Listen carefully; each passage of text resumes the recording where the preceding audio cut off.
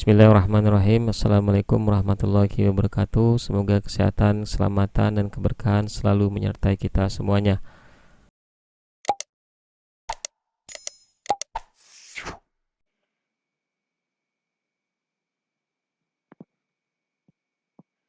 Tema kita pada kali ini adalah tentang screening kesehatan reproduksi.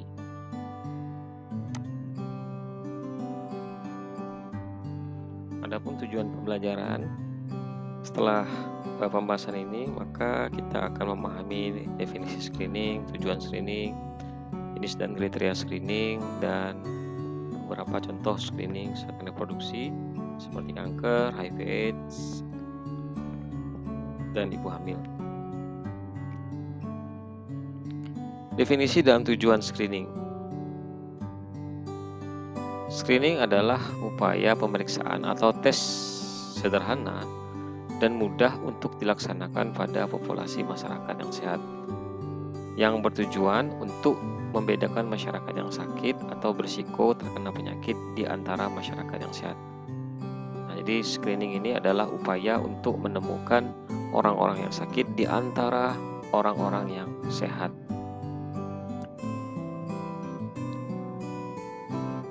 Nah, di sini kalau kita lihat posisi screening dalam 5 level pencegahan level dan Clark. Ini ada level pencegahan menurut level dan Clark. Ada level 1 yakni health promotion, level 2 specific protection, level 3 early detection and prompt treatment, level 4 itu limitation of disability, dan level 5 itu rehabilitation. Nah, screening ini termasuk dalam level 3 yakni tahapan early detection, yakni penemuan dini atau deteksi dini, dan pengobatan segera. Jadi screening ini dalam upaya untuk menemukan secara dini orang-orang yang sakit sehingga tindakan pencegahan atau pengobatan itu dapat segera dilakukan. Nah, tujuan screening adalah yang pertama mengetahui diagnosis sedini mungkin sehingga terapi itu akan cepat dilaksanakan atau penanggulangannya cepat dilaksanakan, mencegah meluasnya penyakit, dan mendidik masyarakat melakukan general check-up, memberikan gambaran kepada tenaga kesehatan tentang suatu penyakit atau waspada mulai dini, dan memperoleh data epidemiologis untuk peneliti dan klinisi karena nanti akan punya data berapa jumlah orang yang terkena atau terkena suatu penyakit atau yang sakit. Nah, di sini bisa dimanfaatkan datanya untuk para peneliti dan klinisis.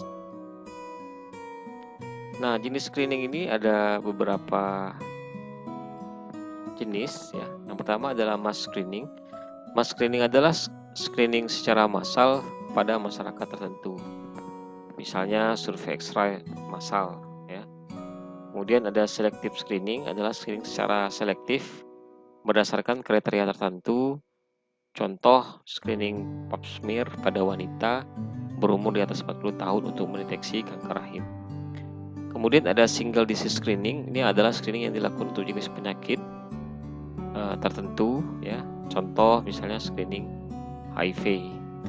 Nah, ada multi screening. Multi screening adalah screening yang dilakukan untuk beberapa penyakit pada satu kali kunjungan ke pusat screening atau klinik tertentu. Contohnya misalnya pemeriksaan tidak hanya kanker namun juga tekanan darah tinggi, diabetes, dan lain-lain.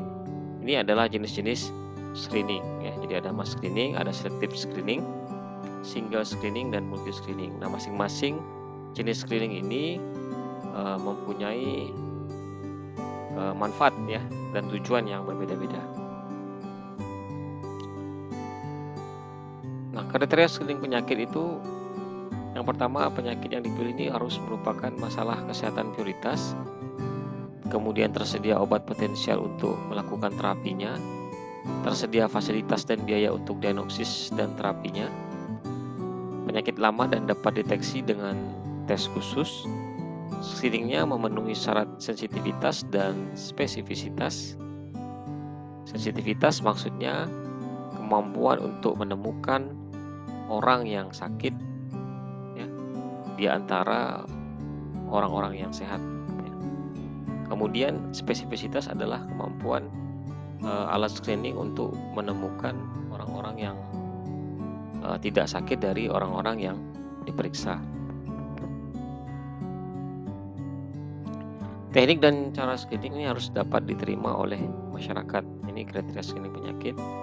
Kemudian sifat penyebaran penyakit dapat diketahui dengan pasti, jadi sehingga tidak mengeluarkan biaya yang cukup banyak ketika misalnya kita melakukan screening tapi kita tidak mengetahui penyakit apa yang kita diagnosa, ya.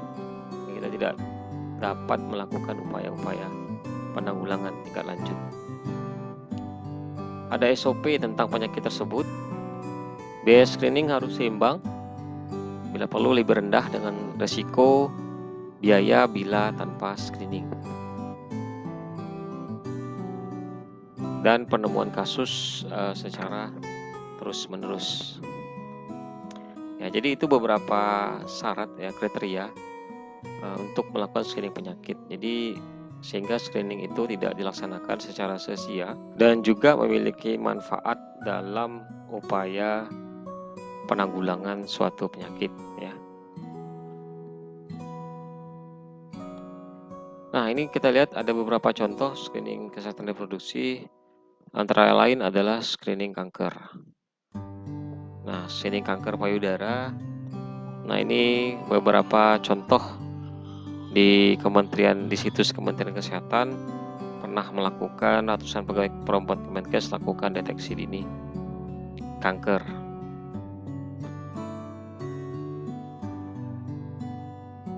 Nah, tujuan screening kanker payudara ini adalah upaya deteksi dini kanker payudara dan mengidentifikasi secara dini adanya kanker payudara, sehingga harapannya nanti dapat dilakukan terapi dengan teknik yang dampak fisiknya kecil dan punya peluang lebih besar untuk sembuh. Upaya ini sangat penting sebab apabila kanker payudara dapat dideteksi pada stadium dini dan diterapi secara tepat, maka tingkat kesembuhannya juga cukup tinggi, atau 80-90%. Nah, screening kanker payudara yang pertama adalah pemeriksaan payudara klinis atau yang dikenal dengan sadanis oleh tenaga medis terlatih. Nah, pada perempuan sejak pertama mengalami haid dianjurkan melaksanakan sadari. Sedangkan pada perempuan yang lebih tua dianjurkan sadanis yang dilakukan setiap 3 tahun sekali. Untuk perempuan yang mendapatkan kelainan pada saat sadari dianjurkan dilaksanakan sadanis, sehingga dapat lebih dipastikan apakah ada kemungkinan keganasan. Nah, sadanis tadi, ya, pemeriksaan payudara klinis oleh tenaga medis yang terlatih. Nah, pada perempuan berusia di atas 40 tahun ini dilakukan sadanis setiap tahun. Nah, ini yang harus kita ketahui, bahwa dalam screening kanker payudara ini ada yang namanya pemeriksaan payudara secara klinis oleh tenaga medis terlatih. Nah, sasarannya nanti pada golongan umur tertentu. Nah, kemudian yang berikutnya adalah screening kanker payudara yang kedua, pemeriksaan ultrasonografi. Nah, apabila ada pemeriksaan sadanis terdapat benjolan, jadi ultrasonografi ini adalah pemeriksaan lanjutan. Dibutuhkan pemeriksaan lanjutan dengan USG maupun mamografi. USG dilakukan terutama untuk membuktikan adanya massa kistik dan solid atau padat yang mengarah pada keganasan dan pada perempuan di bawah usia 40 tahun. Nah, yang berikutnya adalah pemeriksaan screening mamografi. Dianjurkan untuk melakukan pemeriksaan secara berkala, yaitu pada perempuan usia 40-50 tahun setiap 2 tahun sekali dan setiap tahun sekali pada perempuan di atas 50 tahun, kecuali yang mempunyai faktor risiko. Nah, dilakukan pada perempuan yang bergejala maupun pada perempuan yang tidak bergejala. Nanti akan dilakukan, dapat dilihat dengan pemeriksaan screening mamografi ini. Nah, bisa kita lihat di sini adalah diagram alur kanker payudara. Misalnya di tingkat komunitas, ya, mengajak ibu-ibu dalam kelompok usia 30-50 tahun untuk melakukan screening kanker payudara. Kemudian di situ nanti dilakukan konseling, pengetahuan informasi tentang kanker payudara, faktor risiko dan pencegahannya. Kemudian menanyakan apakah ibu telah melakukan sadari. Sadari ini adalah pemeriksaan payudara sendiri. Jika tidak, maka ajarkan sadari, ya. Nah, kemudian kalau misalnya telah melakukan sadari, maka harus ditanya apakah ada benjolan atau kelainan lainnya. Nah, nanti jika tidak ada, maka ini bisa lakukan sadanis ya, juga sama, jika iya juga lakukan sadanis. Kemudian jika ada benjolan maka harus dirujuk ya. Apabila tidak, terus dilanjutkan untuk sadarinya. Nah, dirujuk nanti ada upaya pemeriksaan lanjutan. Nah, kemudian yang berikutnya screening kanker leher rahim. Nah, screening kanker leher rahim ini adalah untuk menemukan lesi prakanker. Nah, screening yang dilakukan adalah misalnya dengan inspeksi visual dengan aplikasi asam asetat atau IVA, pemeriksaan dengan cara mengamati dengan menggunakan spekulum, melihat leher rahim yang telah dipulas dengan asam asetat atau asam cuka 3-5%. Pada lesi prakanker akan menampilkan warna bercak putih yang disebut acetoid epithelium. Ya, jadi di sini nanti akan ada tanda kalau memang ada lesi prakanker. Kemudian yang kedua adalah pemeriksaan sitologi atau Papa Nicolau atau Pap smear. Ini merupakan suatu prosedur pemeriksaan sederhana melalui pemeriksaan sitopatologi yang dilakukan dengan tujuan untuk menemukan perubahan morfologis dari sel-sel epitel leher rahim yang ditemukan pada keadaan prakanker dan kanker. Ya, jadi upaya-upaya screening. Nah, biasanya screening IVA ini ada di pelayanan kesehatan ya, khususnya di puskesmas ya. Nah, Pap smear ini bisa dilaksanakan ya, screening pada masyarakat atau komunitas.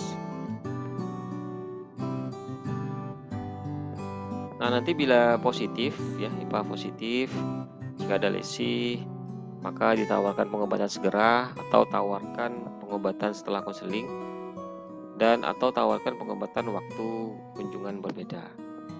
Jadi ada tindak lanjut ya. Di sini kita lihat alur pemeriksaan deteksi dini kanker payudara dan rahim. Misalnya kita melakukan screening ya.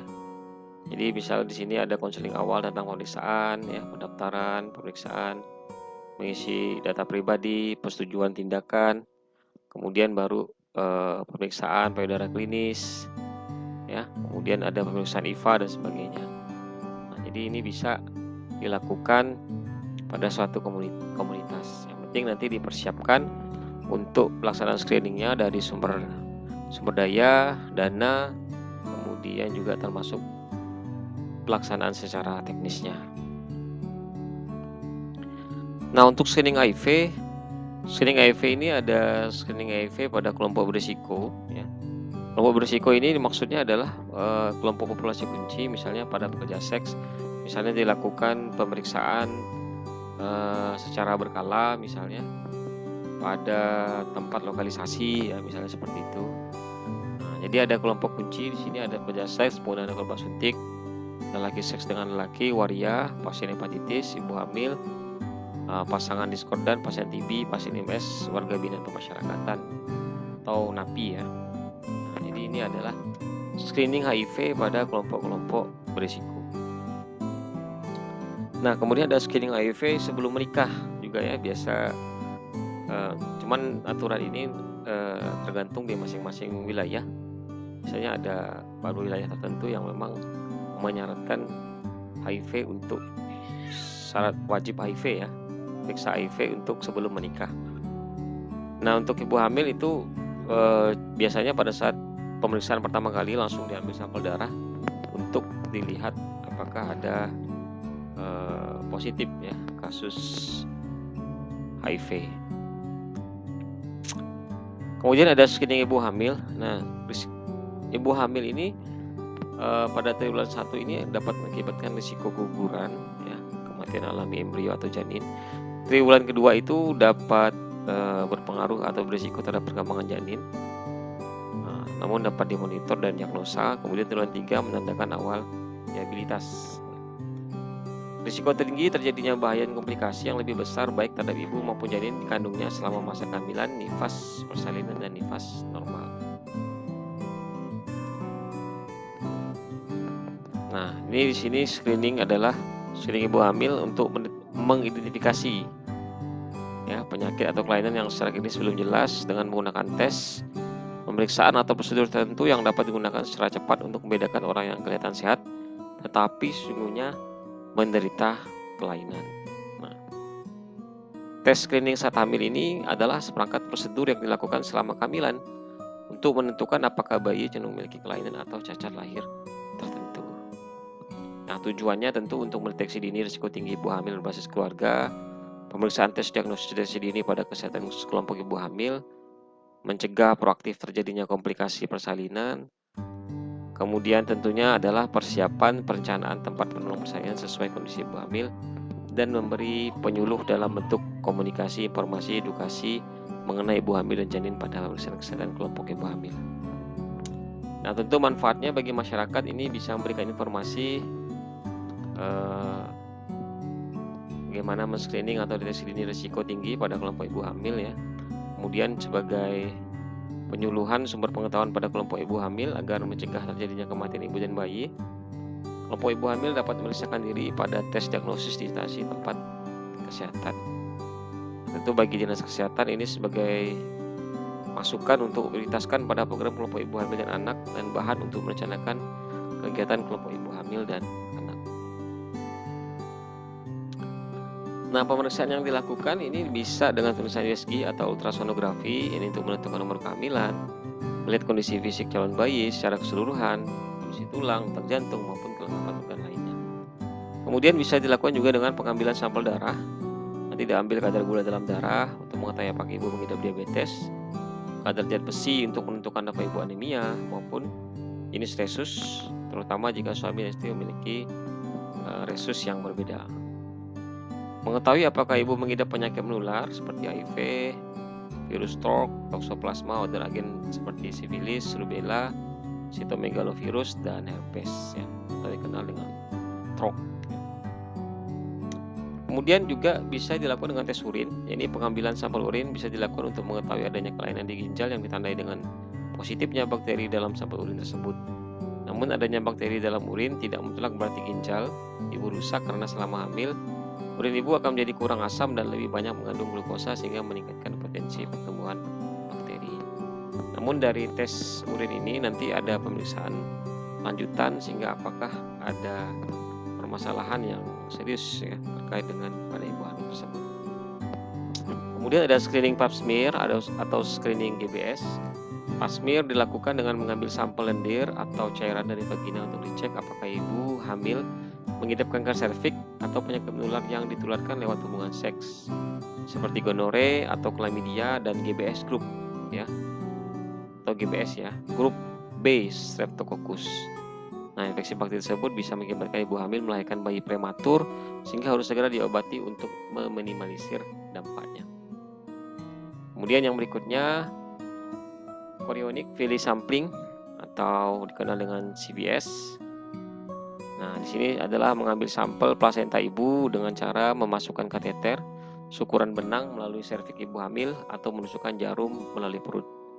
Biasanya kehamilan 10-12 minggu dokter baru menganjurkan screening CVS jika ibu hamil memenuhi kriteria sebagai berikut. Misalnya, ibu hamil terindikasi lewat USG 2D mengandung janin yang berisiko mengalami kelainan bawaan, atau ibu pernah melahirkan anak dengan kelainan bawaan, ibu hamil berusia 35 tahun ke atas, ibu atau ayah memiliki kelainan bawaan lahir atau memiliki riwayat keturunan dengan kelainan bawaan lahir. Nah, Down syndrome, sebulan sabit menyebabkan anemia serta komplikasi lain seperti mudah lelah, terlambatan pertumbuhan, dan sebagainya. Termasuk penyumbatan saluran pencernaan dan pernapasan, hemofilia, kekurangan faktor pembekuan darah, maupun distrofi otot, ya, kelemahan progresif dan degradasi otot. Nah, jadi pelaksanaan kegiatan screening ini bisa dilakukan secara pasif. Pasif itu secara rutin ya, atau tidak aktif ya. Nah, jadi hanya menunggu sifatnya. Misalnya orang datang, pasien datang ya, melakukan pemeriksaan, ini termasuk pasif.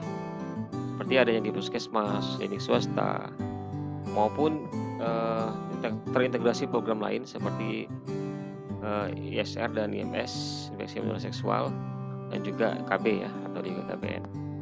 Nah, kalau secara aktif ini bisa dilakukan dilaksanakan pada acara-acara tertentu yang tadi saya sampaikan di bagian depan ya. Misalnya masuk pada kantor-kantor dan sebagainya, atau pada suatu komunitas ya, pada masyarakat. Tentu dengan berkoordinasi dengan bekerjasama dengan lintas program, lintas sektor, biasanya di hari-hari besar atau dalam rangka untuk percepatan deteksi dini. Jadi ini yang aktif ini dilakukan di luar program rutin ya. Apa yang harus dipersiapkan untuk pelaksanaan screening ya, termasuk tadi ya, kanker payudara dan rahim ya. Hampir semua pelaksanaan screening itu harus mempersiapkan tempat ya, terutama untuk screening aktif ya. Persiapkan tempat, bahan, peralatan, SDM, dan juga menentukan waktu pelaksanaan, termasuk menentukan jumlah target per hari dan wilayahnya. Dan penginformasian kegiatan kepada masyarakat, nah ini bisa melalui bidan desa, kader kesehatan, perangkat desa, dan lain-lain. Dan yang terpenting adalah penetapan teknis pelaksanaan ya. Bagaimana teknis pelaksanaannya tentu beda-beda ya. Di tempat lembaga pemasyarakatan atau di penjara tentu berbeda dengan pada pelaksanaan pada masyarakat secara di desa misalnya. Nah, teknik pelaksanaan ini pada umumnya membuat beberapa ini ya, pendaftaran ya, membuat kartu status, pemanggilan klien, kemudian inform konsen ya, nanti kesediaan klien untuk melakukan tindakan, kemudian dilakukan pemeriksaan dan penjelasan rencana tindak lanjut ya, atau memberikan saran pada menemukan hasil-hasil yang positif ya. Kemudian pencatatan dan pelaporan pada form yang telah tersedia, dan terakhir adalah pemulangan klien. Baik, terima kasih. Itu saja yang dapat saya sampaikan untuk hari ini. Mudah-mudahan bermanfaat. Sampai jumpa lagi di pertemuan berikutnya. Bila bisa bilhaq fastabiqul khairat. Wassalamualaikum warahmatullahi wabarakatuh.